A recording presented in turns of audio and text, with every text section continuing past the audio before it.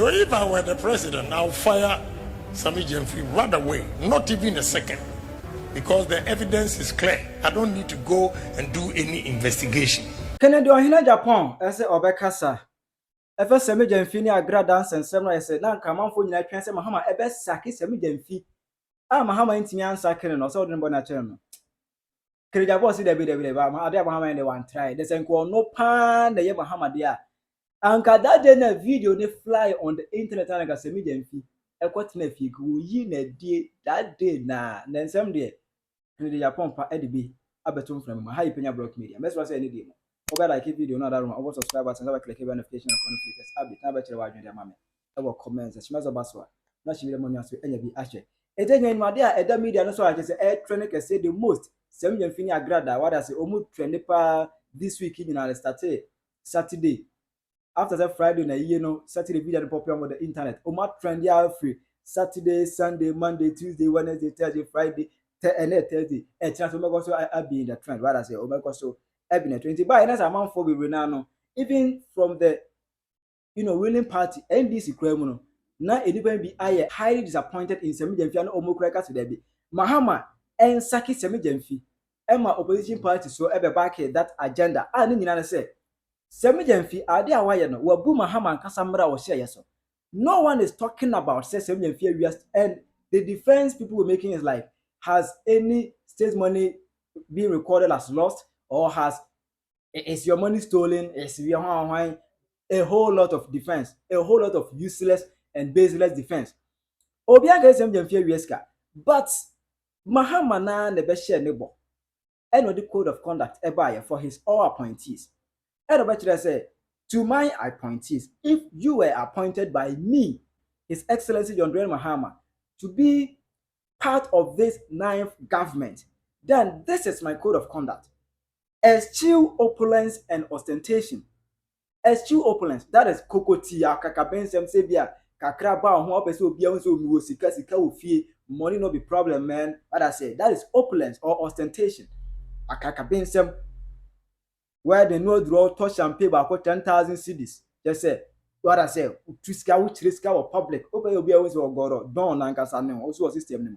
Mahama ega to na point is say omu nyina enya because Ghana no be say Ghana gina sia na enyina ye is all your point na say obe ya ho sa akwa say obe hye tiwemfo no anibre because come di wo mu is obe kire so we sika obe hye o manibre enu amana say Sammy Gyamfi video no pop up and Sammy Gyamfi video no clearly opulence and ostentation this say bia wadwene nya adwuma ana be ka say ostentation clearly ostentation what Ghana ha $10 there's what packet dollars egu there dollars go came bunch of dollars egu came and I would in nama bontine this is pure ostentation meaning say everybody trust now the sika be fie and the series no go more ha open dollars sikaba this is opulence o kan no radio over autobiography kwa dey kan one say I know dan chance but you're talking about your lifestyle of ostentation eti clear exactly in the person near Mahama one na obehia wo bo what I say Bible nemu obi ko hye nyame bo se rare so oboam na ntokwa amekoi biko dim kunu am ebefia ade ebehia mekai bia no ba afode ama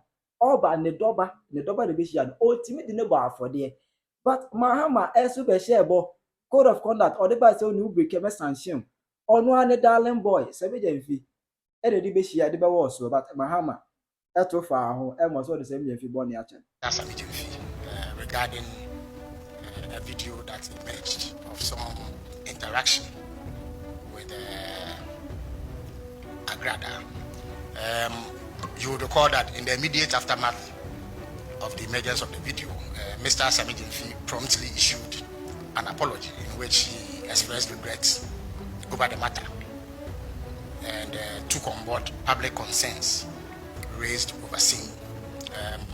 A day after that, the chief of staff summoned him to the presidency to learn about what transpired. The invitation was honored by Mr. Sammy Gyamfi. He indicated to the chief of staff what his side of the story is, what explanation there is for what we all saw in the video. At the time, President Mahama was out of the country, so he had to be briefed on the discussions held with Mr. Sammy Gyamfi by the chief of staff. And he has been briefed. Now, the view is that, to begin with, the presidency acknowledges Mr. Sammy Gyamfi's immediate act of contrition and the acknowledgement of the need to express regrets over that incident. So that apology has been taken on board. You do recall that when President Mahama launched the Code of Conduct, he said that one of the remedies for any potential breach was a public apology. He also said one of the potential remedies was a caution from the highest levels of government. After the interaction with the Chief of Staff, the Chief of Staff cautioned him, having acknowledged the apology he made. He cautioned him and impressed upon him to take on board public sentiments and act in ways that reflect public expectation. The Chief of Staff also took the opportunity to reissue the same caution that the President had sent to all appointees to be circumspect in their conduct. There may be things that may be commonplace in our private lives, but once you become a public official, you need to be sensitive to public expectation, and therefore that ought to guide the way that you order your steps. So in view of that, presidency does not believe that any further action ought to be taken beyond the apology and the caution, and we all take a cue from it and are going to do better in order to meet the expectations of the Ghanaian public. We value feedback. We are aware that Ghanaians expect high standards in the performance of our duties as public officials.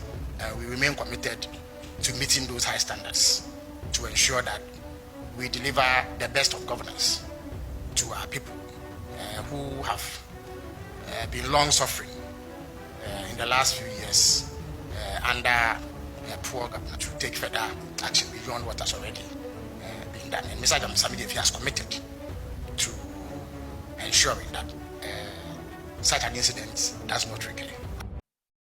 What does it? It's not me. You better what I'm saying. I'm for Castle and Mahama. Why? The action of your prophet or any. Or what is a going to mean? So, on what shall no one go into any so not prophet be. Ewan. Prophet or any. What does it? I'm away by the media and say, baby, that was ya. And a central university, the Agyapong Ego Pio Honomo for entrepreneur and what? Leadership skills. I'm going to call him call press conduct equity committee. All I got to me say, I do when they see you. So, no park in the Agyapong. Anyway, my hammer and Sammy Gyamfi, a point here. I do in that dinner video pop up on the internet. I don't go best second. No working here. So, if you want to succeed, I tell you the truth. Even your own family, don't employ them. Let them stay home. Don't employ your own family. Let them stay home. When you make the money, you take good care of them. That they'll say, oh, Uncle Ken, well, you're nice. But if you give to it, I've done, study it and challenge yourself that if Agyapong, you are fortunate to be in the university at the age of 22, 23. I went to Fordham University at the age of 33. After hawking on the street, washing plates in Germany, driving taxi and working at the bakery in America, I decided to go to university. And here we are today. So say to yourself, if Agyapong has done it, I can do it too.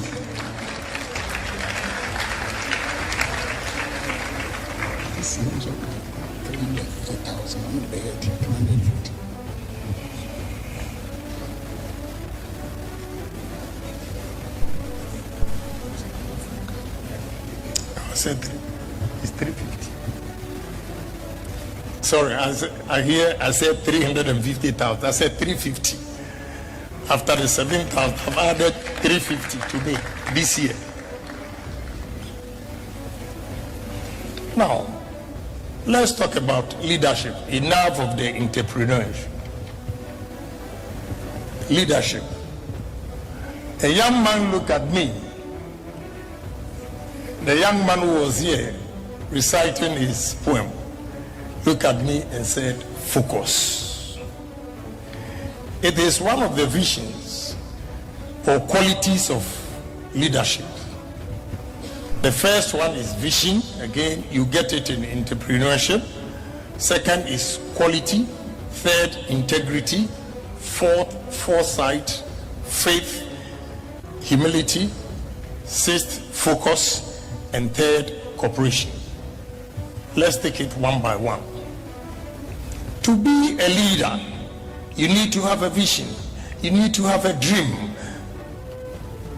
Say to yourself that I am going to make sure in the next 10, 20 years, I'll put Ghana on a different map for the whole world to see that we are created by God just like others. You have the vision. Challenge yourself. I never knew I was going to get to this point in life. But I had always said to myself, I'll be a millionaire at the age of 40. That boy from a poor village, I was a millionaire at the age of 36. So I had a vision, I had a dream that one day I'm going to be somebody. The same way a leader who is leading a country, who is leading an organization should have a dream and a vision what he's going to do for his country. And I have a vision, I have a dream. As a businessman, as an entrepreneur, young men and women here, vote for me to come to power, and you see how you need to challenge yourself as a leader when you are leading people, when you are leading a country. That look, what is the problem my country is facing? I stand here as a Ghanaian, and on top of my head, I can tell you the challenge Ghanaians are facing, especially the youth of this country. When we have over 100,000 students coming out of every year, you have only 10% getting jobs. What happens to the 90%? You need a leader who is creative, a leader who is bold and courageous to say that, look, enough is enough. Let us change the status quo and change the narrative.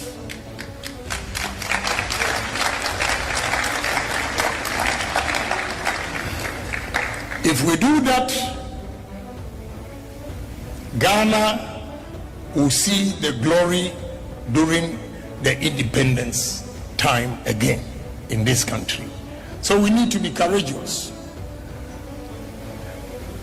A visionary leader, a courageous leader who doesn't have integrity will not be able to achieve anything. So integrity is the most admirable of all the 7 qualities of a leader. If your people believe in you that Agyapong is honest, he's credible, he will do it for us without taking bribes, you will get every citizen of this country to come on board. So without integrity, any leader who comes with force, pushing people here and there to accept his beliefs, will never work. So integrity is key. Then a foresight. You should have a foresight that this is the level I want to take this country to. A man with a foresight is able to study the market or the conditions of his own country and say that, and make a projection that in the next 5 years, this is how far I want to go with my country's economy. This is how far I want to create job opportunities for my youth. I believe in you. If not the youth that invited me, Probably I would have been in America because today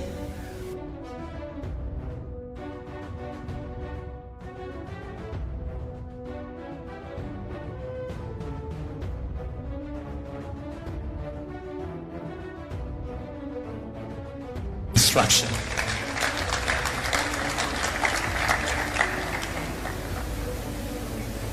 So we're going to do it.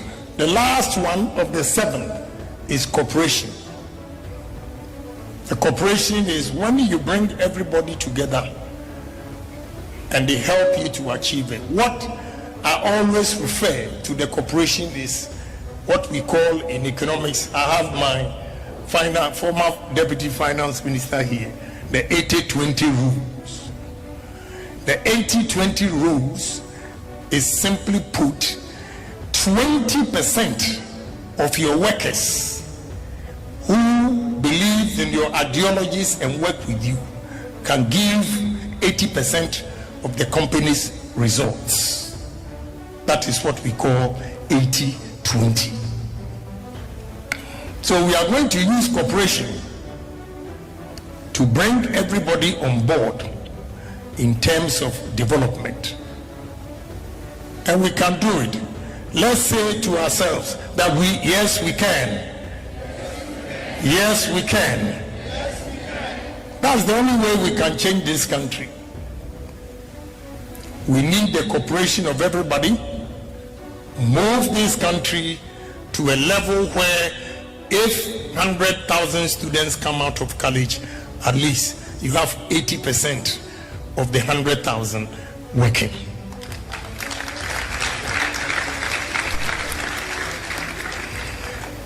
And those of you who have chosen to be here to listen to me, you are going to be the future entrepreneurs of this country. But today you had a choice. You had a choice to stay in the classroom. You had a choice to do any other thing, but you chose to be here to listen to who entrepreneur is and who is the leader. Clap for yourself.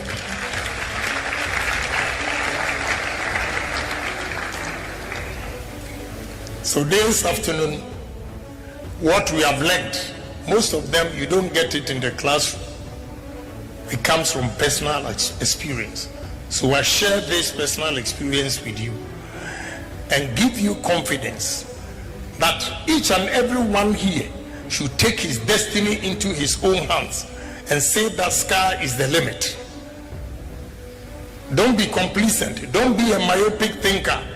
Don't be complacent and think everything that you have is enough for you. Strive hard and make more money. Create more businesses. That makes you a better person in society than anybody who did not come here to listen to this message. So young men, young women present here, I want to take this opportunity to thank you for giving me opportunity to share these few ideas with you. And I know we are not going to get everybody to come on board to be an entrepreneur, but even if we get 10 out of the crowd gathered here, we've made an inroad. And definitely one day we'll benefit from you. So say to yourself, if Agyapong has done it, I am also going to do it.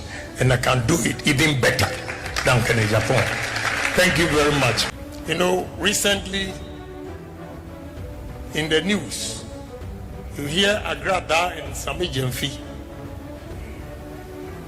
You know, if I were the president, I'll fire Sammy Gyamfi right away, not even a second, because the evidence is clear. I don't need to go and do any investigation.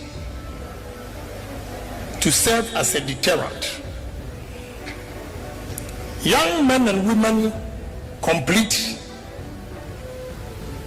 their university education, they did their national services, and even national service, you have to pay to get a good company to work with. If you don't know a politician, you cannot even do your national service. All these things are impeding progress.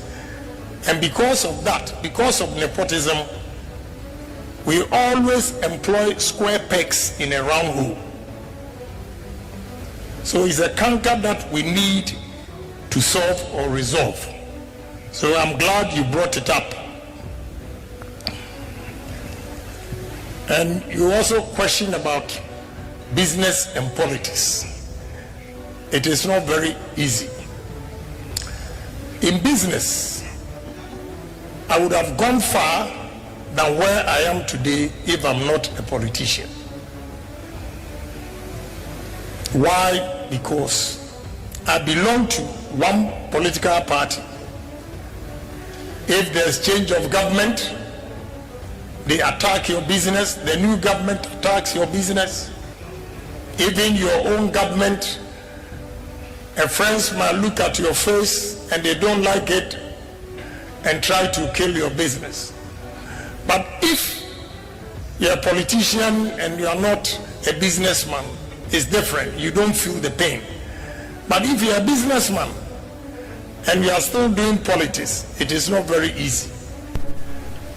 So to balance it, all you need to do to enable you balance it is honesty.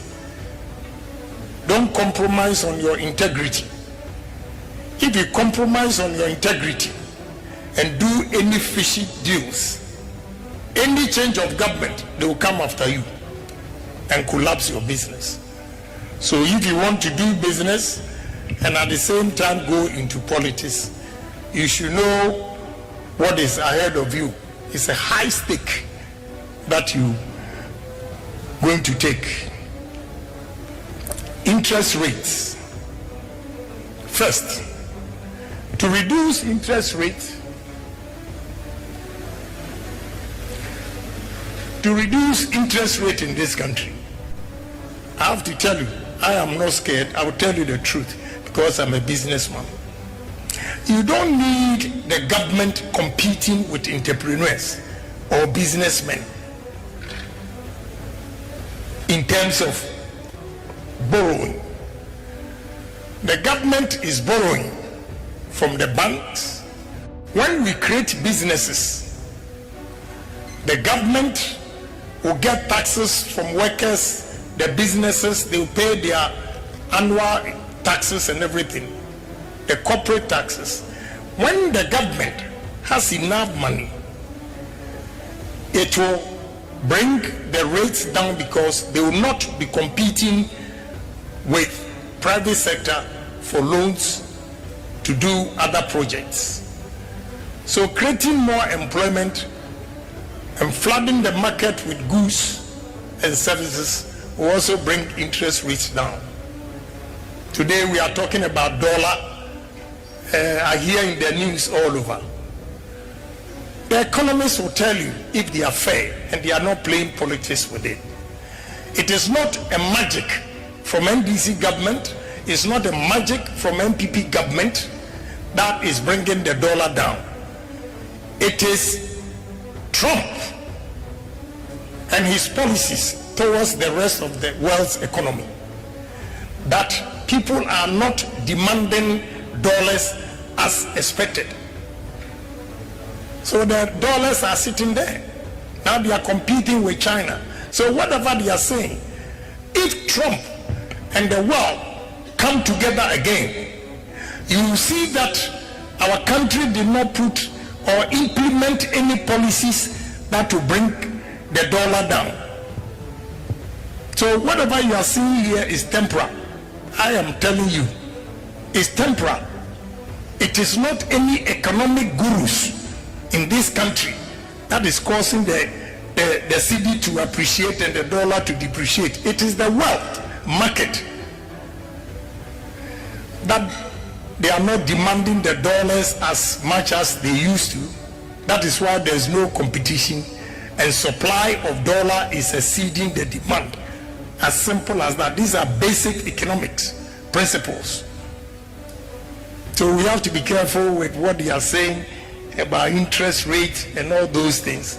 It's not magic. It is the world economy that is falling apart, and the demand for the dollar has gone down. Somebody asks about punctuality.